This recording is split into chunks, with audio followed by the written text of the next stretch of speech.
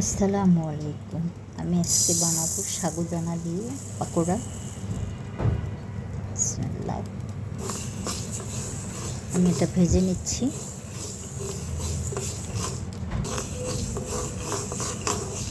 হয়ে গেছে এটা ভাজা। নিয়ে নিলাম কিছু চীনাবাদাম, ভেজে নিচ্ছি। নিয়ে নিচ্ছি ব্লেন্ডের জন্য, ব্লেন্ড করে নেব। বাদামটাও দিয়ে দিচ্ছি। নিয়ে নিচ্ছি চিকেন সিদ্ধ করে, সেটা দিয়ে দিব। আমার ব্লেন্ড করা হয়ে গেছে। এক পিস বুকের মাংস দিয়েছি মুরগির, সিদ্ধ করে। বাদাম, সাগুদানা ভেজে নিয়েছিলাম।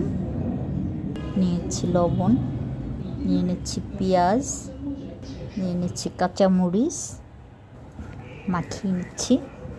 নিয়ে নিচ্ছি 1 চামচ আদা রসুন বাটা, নিয়ে নিচ্ছি একটা ডিম, নিয়ে নিলাম একটু গুঁড়ো মশলা, মরিচের গুঁড়া দিয়ে দিলাম আধা চামচ হলুদের গুঁড়া, আধা চামচ জিরা ধনিয়া গুঁড়া। আমার ডিম 2টা লেগেছে। সবগুলো বানিয়ে নিয়েছি, হয়ে গেছে বানানো। ভেজে নিচ্ছি আমি পেঁয়াজগুলো। সুন্দর ফুলে উঠেছে।